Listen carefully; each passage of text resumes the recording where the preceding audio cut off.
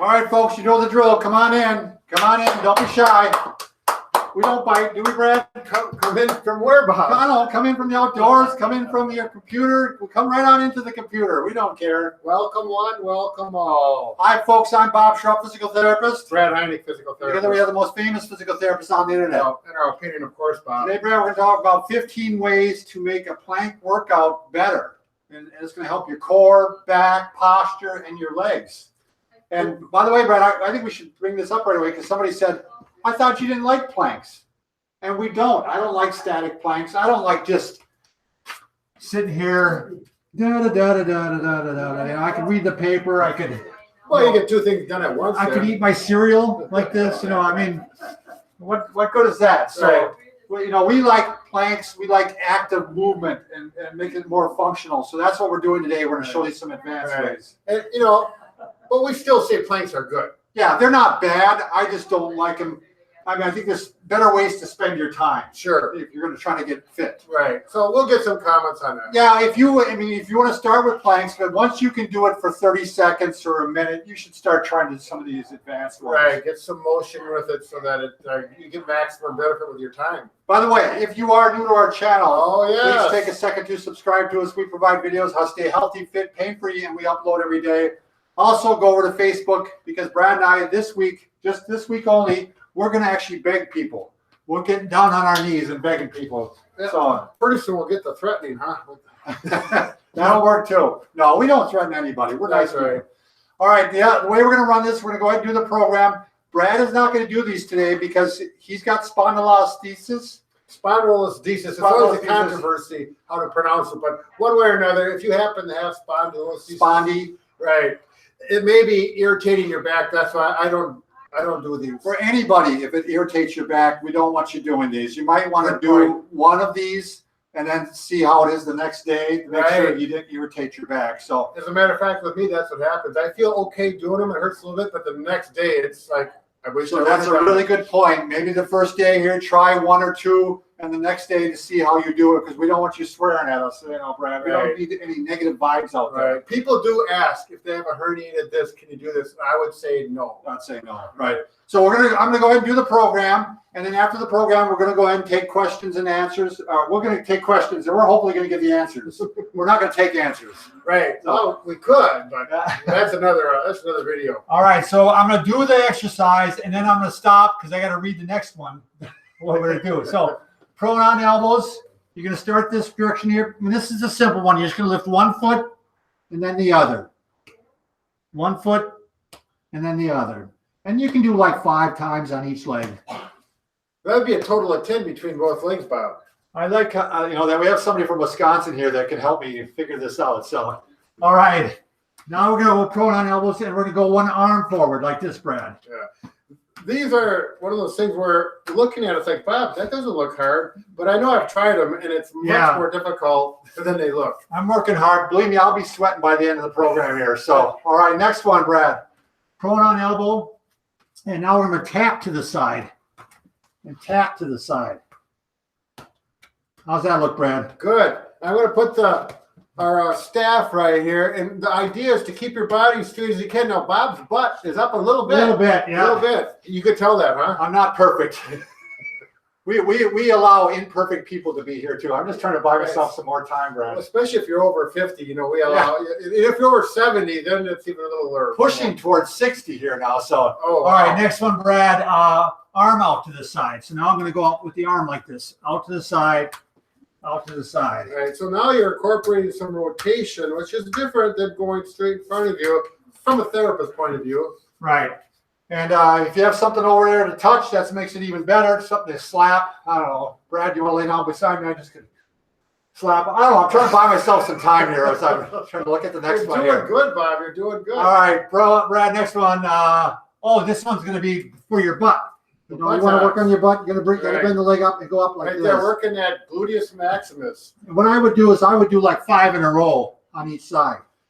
And you can see Bob is bending his knee, which actually promotes more work on the gluteus maximus. So you can do it with your legs straight too, but you don't get as much on the glute.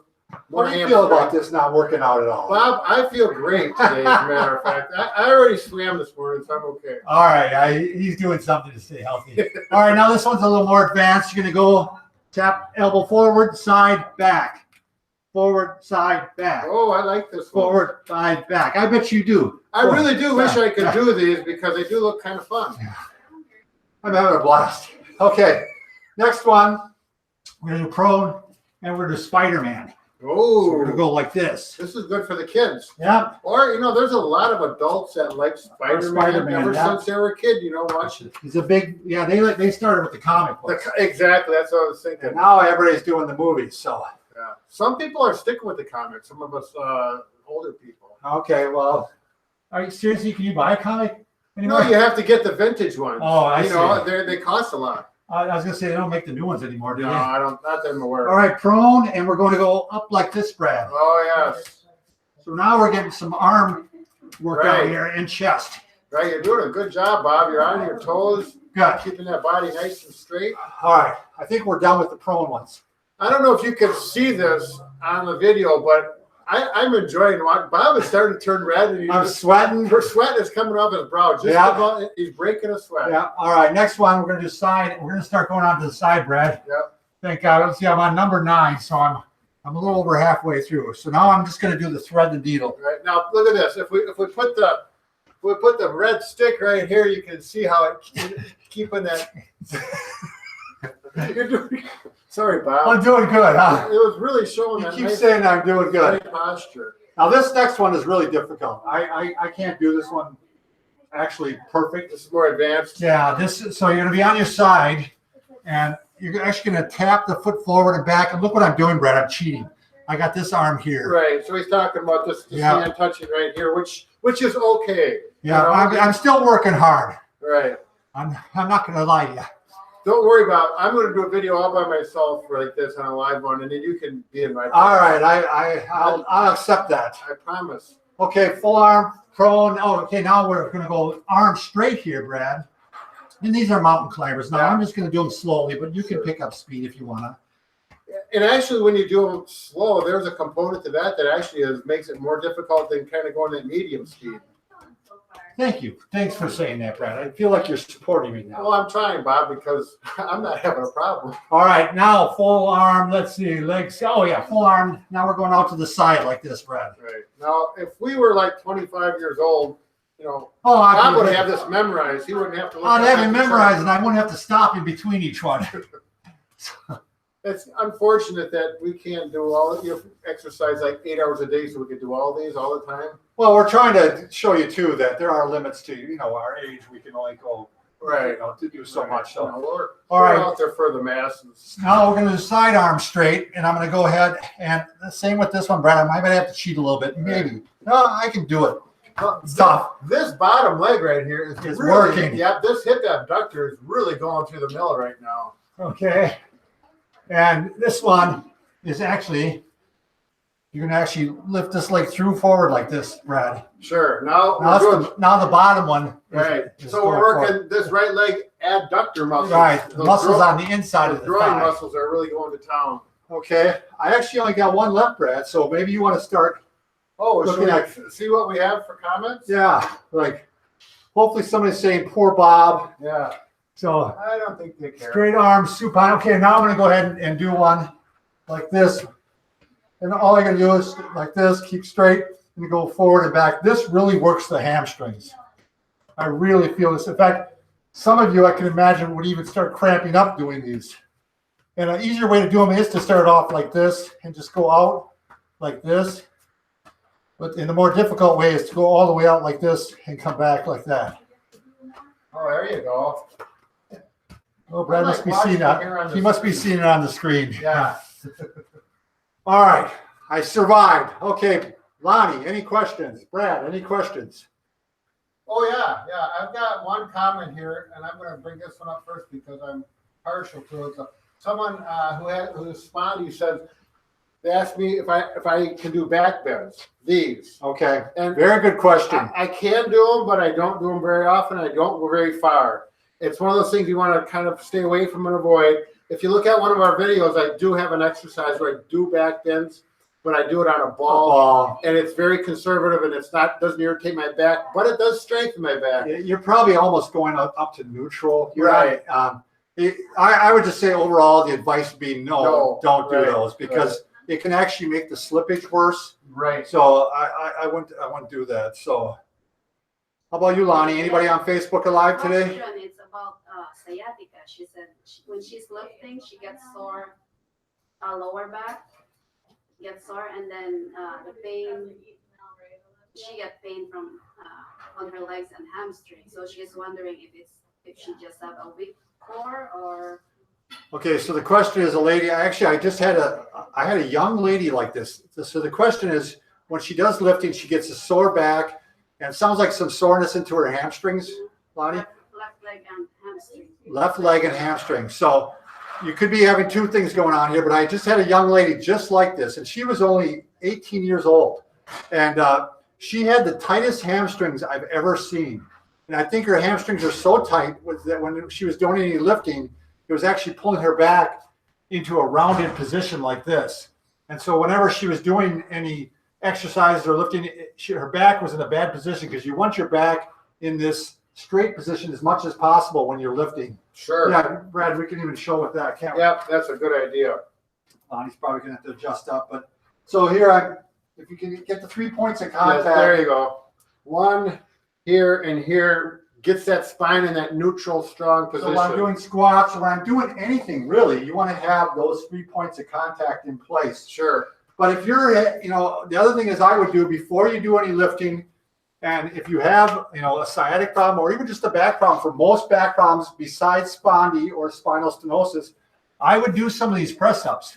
I'd go and get down on the floor or on a bed, put your hands underneath your shoulder, and start stretching your back this way before you do the lifting. Notice he has his pelvis down to the floor. Right. The mistake is sometimes people are so tight the pelvis comes up like this. You want to keep the pelvis down on the floor. This is the universal best exercise for most back pains. But if you got spondy, you're not going to do this. Right. I just had another question. Another person with spondylolisthesis asked the same question. And actually, one person commented they have spondy and they can do planks. So some people can. Sure. It depends on. Yours is pretty severe. Well, it's grade 2, and it's been around, and I got to admit I've abused it a little bit. Sure, yeah, he's not one to back off. The other lady, by the way, that we're talking about working out, make sure she stretches her hamstrings. Sure. I mean, there's a lot of different ways you can do it. If you're having a little bit of sciatica, sometimes one of the best ways to do it is to go ahead and pull the leg forward like this, and then work on stretching it like that. Sure. Yep. You almost like flossing there. Well, you're shaking, Bob. Well, I'm stretching. Oh, I thought it was fatigue or, No, I'm starting to recover. That old age slipping in, almost 60. I'm starting to recover. I had 2 people comment, they have slip discs, and, you might be able to do planks with a slip disc, but I would recommend get through that, get your back healthy, and avoid the planks until your back is good and solid. There's plenty of other things you can do besides that. I mean, you don't want to do anything that irritates it and puts you back to square one. Right. So I wouldn't be doing the planks. So is the mountain climbers exercise the next step up from doing the plank? So the question is, the mountain climber exercise a next step up from doing a plank? Yes, it is. Again, you're holding the core. You're holding the core, but yet you're also getting movement. So it's a lot more difficult, and it's a lot more. You're actually going to burn a lot more calories this way, and you're going to also get a lot more healthier. I mean, sure. You get fit faster because it's a high intensity interval training, basically. We have someone made a nice suggestion to suggest some cool down exercises after the planks. And I'm going to suggest some stretching, maybe on your back, double knees to chest. Sure. The prone press ups that you've already done. Yeah, these are always a good cool down. I like to finish with these. Probably the last cool down exercise I do is this one, because then you go into the day with your back in the right position. But Brad was also saying you could do some, stretching like this, right, and stretching with the double knees to chest. And remember, all these should be pain-free. They should feel like good stretches. If there's pain associated with them, there may be a problem that we're not aware of. Yeah, the reason he's saying to do the cool down, do stretching with the cool down, your muscles are all warm, And that's a great time to stretch the muscles and get them so they're less likely to be injured. The hook Next line time. rotation may be Sure. a really good one to finish up. This with. is a good one that we have almost all of our back patients do when you're laying in bed, is just to bring your legs up and you're going to bring your knees back and forth like this. Now, if your back hurts when you go one direction, just go the other direction for a while and then test it again and see if it's better. But this one, almost all back patients can do it. If they can't, they can usually start with just gentle rotations and then Sure. work to further and further. Right. So, Bob, we have one person that asked, can you do a backflip? are they serious? Yeah. They want you to do a backflip. I can roll over like a dog. Okay, we can get a better. We can go on Thanks for the question, though. I appreciate it. Lonnie? She had a total disc replacement surgery. A total disc replacement surgery. She said she had 3 cervical discs replaced. Okay. This was January, so the question is what core exercises that she should avoid. Well, she had 3 discs replaced in her neck, and we did a video called cervical stabilization exercises. So if you go to Bob and Brad, our channel on YouTube, and type in cervical or neck, probably neck stabilization exercises, we got a whole series, and we show beginning to advanced. Now, you want to check with your doctor to make sure it's okay to do these, or your therapist. But generally, that's what we would have you do, is start doing some, and we're trying to strengthen the neck and the upper back. Right. I mean, we're trying to strengthen everything that all attaches into the neck. Sure. But that's the best thing to do. We can't show them, you know, it is like 20 exercises that you can do. Right. So, got another one? Yeah, there was someone asking about thoracic pain, and they're having some of that with planks. Is there any stretches they can do? Oh, you got to show the ball, right? Brad? Sure. I was thinking that, and maybe the roller. Oh yeah, the foam roller works too. Lonnie, can you go grab one of the balls? We could use the orange one. It's a little big, but it. Why don't you do the foam roller? I'll do the foam roller first, Brad, Okay. and then Lonnie, you can grab the little ball. I'll Just get it. a small one. Brad's gonna grab it. Okay, So, all right. I don't know if I'll come back or not. This one, this is the one thing I use the foam roller for. I don't use the foam roller much because I just do normal stretches. But every morning I do stretch my mid back with it. And again, if you're new to this, it might be a little bit aggressive for you. And you might just start with your legs down like this and roll just gently back and forth. But eventually you can go ahead and lift your butt up and then go ahead and stretch your mid back like this. And again, a little bit aggressive. If you're new to this might be too much. You might just start off with, actually, sometimes what we have people do is they just take a foam roller and they lay on it like this. And they lay back like this. And this helps stretch that mid back. Brad, would you be willing to throw me the arch? Brad's all busy. Oh, Arch? I would love to throw you the arch. So the other thing that they actually have is this little arch device here. So if you want to do this quite often, if you want to make this your daily routine, where you lay on a foam roller like this, you might want to get this because it's just a nice little accessory. And you can lay here and it just stretches out the mid back. But Brad's going to show you a really inexpensive alternative here. So come on in, Brad. So you just need a chair with a backrest. I'll go a little farther for you. Oh, sure enough. Well, I get to be involved now, besides just watching you. I feel a little bit better, Bob. So this make up a little bit for all the work you were doing? So Yeah, it does. take a ball it's squishy or a little flat or a firm Nerf ball, and you're going to put it on your back, and it's going to be, up with the problem. That's kind of between the shoulder blades. And you're going to vary the placement of that depending on what feels best. And you simply arch back, and right there's your thoracic extension, which is oftentimes will help thoracic back pain and that pain across that part of the back. You can go back like this. You can bring your arms up, your arms straight back. And I'm going to move the ball up a little bit. So if it's more between the shoulder blades, up closer to the neck. And I'm going to stretch back like this. Now, again, these stretches should feel like a good stretch. It should relieve the symptoms. If it creates any pain, particularly any sharp pain, do not do this stretch. Most of the time it won't. I'm sorry. I'm going to go right into another question. Someone was wondering if cervical traction is good for their neck at home. we just did a video on this. Actually, Right. I don't think it's been up yet, but a simple test to determine whether or not traction may help you. If you could just have someone take and pull up on the head here. I'm pulling up on the occiput, the back of the head, and the chin at the same time.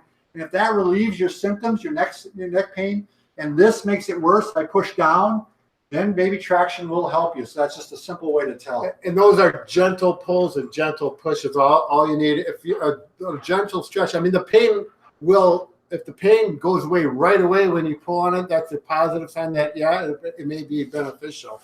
Somebody's having pain on the rear of their heel, Brad. Now, I'm not sure what you're referring to by the rear of the heel. If you're referring to, I'm going to go ahead and take my shoe off, Brad. Don't get upset. Careful. If you're referring to the bottom under here, that's probably plantar fasciitis. If you're referring back here, that's more of a tendonitis, Achilles tendonitis. If it's an Achilles tendonitis, what you're going to do is a massage on this. And you're going to actually go on each side of the tendon. And it's like you're pinching it and going back and forth like this. It doesn't really help to go on the back of it like this, but I'm rubbing really, really aggressively. And what should happen after about a minute or so, it should start to get numb or feel a little bit better. If it doesn't, then try it with icing first.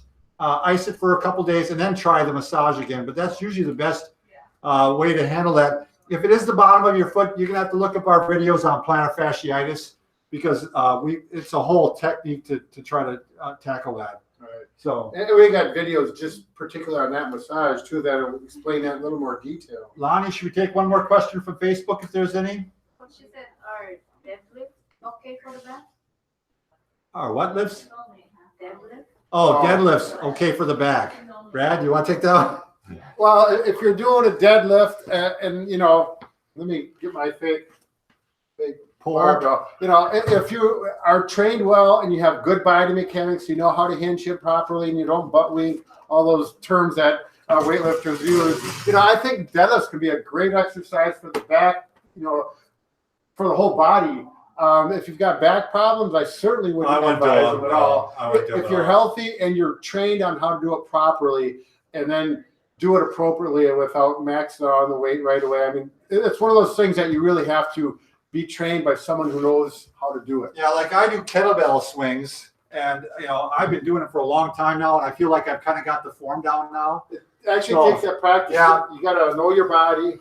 Yeah, it really takes, and I don't have any back issues, so Right.